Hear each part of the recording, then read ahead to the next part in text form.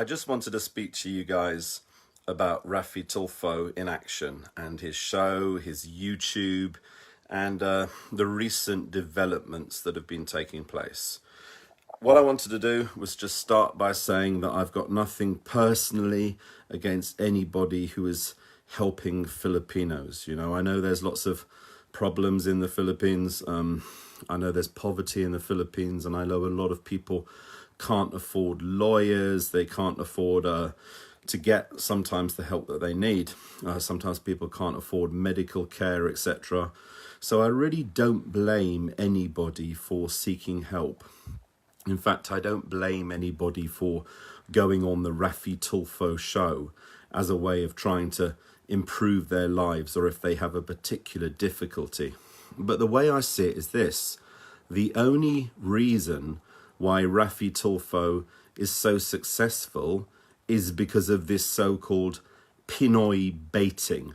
In that, people will watch a video because they think it might change their lives, or they want to hear about the successes of others. But not only that, you know, Raffy Tulfo highlights issues of people who've gone through difficulties in life or people who experience poverty, etc. And there's a lot of people who want to watch about poverty. There's a lot of people who want to watch the hardships and the suffering of others.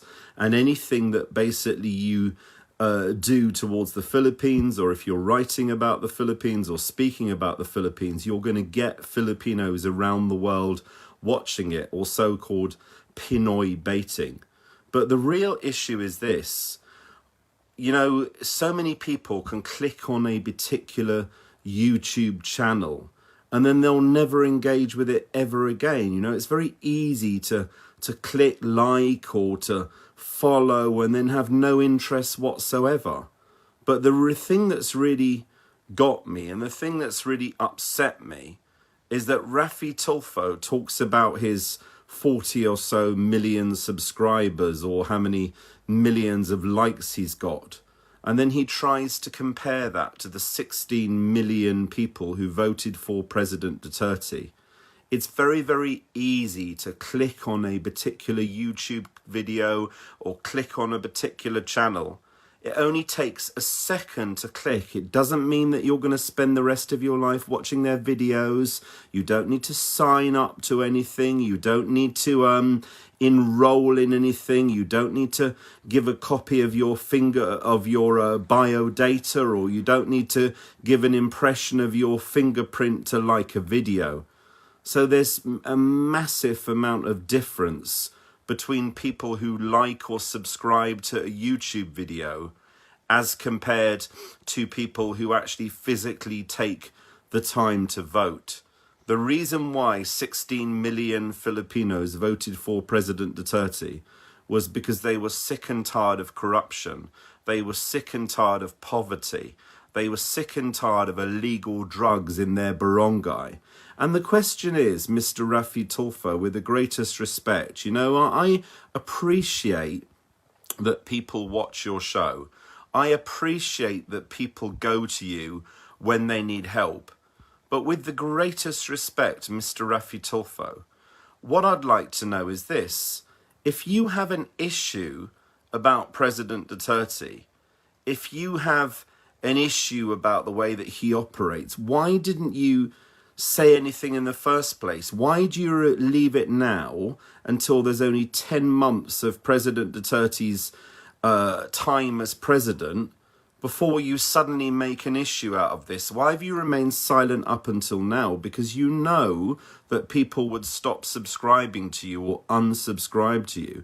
You know that people would be put off and wouldn't watch your videos.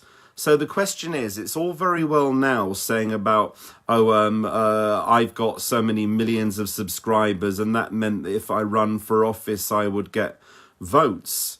But, you know, the way I see it is this: President Duterte doesn't just make videos or give a few pounds to the poor or anything like that. President Duterte doesn't just may record a few videos and that's the end of the story. No, he's worked incredibly hard for many, many decades within Davao and now, you know, in the Philippines. You know, he'll work night and day, 24/7.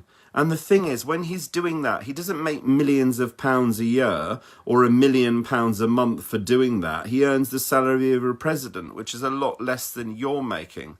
So instead of criticizing President Duterte, why not work with him for the betterment of the Philippines? I know that you'll give money to people, and I'm sure people are very grateful about that.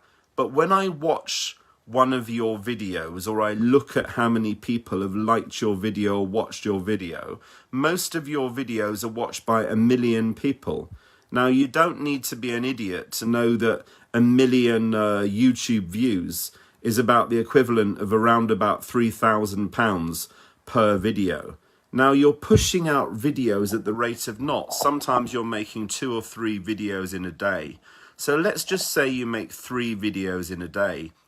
That's £9,000 UK, or maybe $11,000. Now, if you're doing that a week, that's £70,000 pounds a week. If you're doing that in a month, it's £280,000 a month, or maybe 3 or 4 million pounds per year. Probably I would estimate and say probably more. Probably you're making about £10 million a year. Now, how much of that are you giving back to Filipinos? Firstly, are you paying at least £2 or £3 million tax on that, which is probably what you should be paying? And secondly, what are you actually doing for Filipinos? You know, particular people, you might give them a few thousand pesos, or you might help them to start a business or whatsoever. But will that end poverty? Will that end corruption? Will that actually do anything to change the lives of the Filipino people? You know, the problem is when people are going on your show, it means they're airing their dirty linen in public, i.e., you know, they're almost embarrassing themselves. I understand why people go on your show, because they're absolutely desperate. Maybe they can't afford a lawyer. Maybe they can't afford any legal expenses. But the fact is, you are making money out of people suffering. You are making money out of people who are downtrodden, and people have to share their intimate details. I just watched a video today that upset me, and most of it was in Tagalog. But within that video, there was a woman who basically got pregnant in one of these hotel, if you like, kind of encounters with a Filipino guy. Basically, she was telling her story. She got pregnant as a result of that. You had her on the show. Now, what I noticed that's really, really petty and really, really sad and utterly shameful is that each time that particular woman had basically said something, or there was a picture of her or something, there'll be like a wow and a clap or something like that. Somebody would have narrated that within the particular clip. So each time that woman was on the screen, or you saw that woman talking, or you saw a picture of her, there'll be like some kind of clap, and it's basically like it was made a joke, or you would make a joke of a situation just to get cheap laughs, or just to get people watching that particular video. But you know what I'm most upset about is, what about looking at it another way? What about educating this particular lady? Or what about maybe reflecting on how bad the man was? Basically, the man just made her pregnant and then he left or whatever. What about education? Education's important. It's very, very easy to make some kind of story. It's very, very easy to laugh about the misfortune of somebody just to basically get social media hits. But why not look at it another way? Why not look at it from a sympathetic point of view? And if you're basically having this video edit where there are people clapping or going, wow, when the lady's on, the guy was quite good looking himself. What about, wouldn't it be fair if when the guy was on, there'd be the same thing? There'll be the clapping or wow, or does it basically mean that there is an element of sexism? there is an element of sexism within that particular video. You know, you got to look at it, really. If you're going to say things about President Duterte, if you're going to say things about just because you've got 40 million subscribers, it certainly means you're going to win an election. You know, you need to look about your conduct the whole time. You know, I don't mean you any personal disrespect. You know, I don't know about all of your videos. I haven't watched about all of your videos. But what really annoys me is every single time there's any problem in the Philippines, every single time I post anything of any kind of difficulty, somebody says, go to Tulfo. Like Tulfo is some kind of god, like he's going to change the world's problems in the Philippines. But the reality is, you know, Tulfo is only as good as his subscribers. If people didn't subscribe, if people didn't watch those videos, if people didn't engage in that clickbait or Pinoy baiting, and basically he only got 100 views, he wouldn't make any more videos. The reason why he makes videos is because of the clickbait. The reason why he makes videos is because of the people watching, because of the adverts. You know, people need to wake up almost, you know. People should be asking for more. People should be expecting more. Just that Raffy Tulfo is going to solve all of their problems. You know, Raffy Tulfo is not God.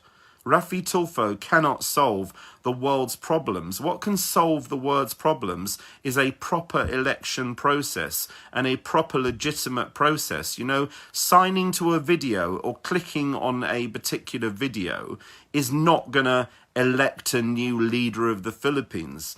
You know, the fact is, President Duterte has gone so much good in the Philippines, and if Raffy Tulfo had something to say, he should have done so at the beginning of the campaign of President Duterte. He should have done so from day one. Why does he wait now till there's only 10 months remaining before he suddenly comes out on this stuff? Why is he waiting now to show his true colours until there's such a short time that President Duterte has in office? Why? Was he worried? Was he worried that he would be cancelled? Was he worried that people would go after him for taxes or something like that and it would affect his show? You know, isn't that just a little bit hypocritical? Before I end this, I'm going to read some comments. Joel Balori says, good evening, Mr. Conlon of Talisai Cebu. Febs Cadiz Nabor says, hiya, evening, good morning there, sir. Let's go ahead. Febs says, true. Paul De Rosa says, watching from the Philippines. Cram Onerium says, hi, sir, a shout out to you. Rajo says, yes, he talked about that. He is now officially... let's go ahead. Some people commenting in Filipino as well. My Filipino is not that brilliant. And that's right. Melo Kenwood makes a good point that it's marketing and targeting OFWs. Raffy Tulfo knows exactly how he's going to get Filipinos. He knows how he's going to Pinoy bait, how he's going to basically reach out to Filipinos. And it's simple. You know, you do something about poverty porn, you do something like that, and you're going to get people watching. But the question is, will it change lives? And for all the people who've been damaged by appearing on Raffy Tulfo, you need to look at it both ways. You know, that's all I have to say. Anyway, thanks so much for watching. Please share, please like. As I said, I've personally got nothing against Raffy Tulfo, you know, as a person, but as a YouTube personality, I don't know enough about him. But as a YouTube personality, you know, the way I see it is this, is that when people like his video, etc., he's making thousands, if not millions of pounds a year. And I don't know how much of that he's actually donating to the people. And, you know, it's all about education and everything else. Anyway, thanks very much, guys, for watching. I really appreciate it. And everyone who unsubscribed, well done. Sorry I didn't subscribe myself, so I can't unsubscribe. But, you know, I hope people don't mind me making this video. And yeah, Vic, this is what I said. He's not God. You know, it's always annoyed me and frustrated me that whenever there's a problem of any description in the Philippines, people say Tulfo like he's the only person who can do anything about it. Elsa, Filipino watching from Florida. Tulfo shames so many people on the show why he made millions, and the things he says makes me cringe. Be blessed. Watch, you are correct. Shout out to my granddaughter, Poleng and Penny. Thank you. Keep safe always. That's from Part Laka. Hi, Levy, watching from Germany. And Nilamari Buenaflor. Thank you, Malcolm, for your wisdom and support for Filipinos. And to everybody else watching, maraming salamat po, mabuhay Pilipinas. You know, I'm not doing this video to in any way Pinoy bait or anything like that. I'm doing this because I believe that real change is necessary, and I believe it's up for all of us to defend President Duterte, the President of the Republic of the Philippines.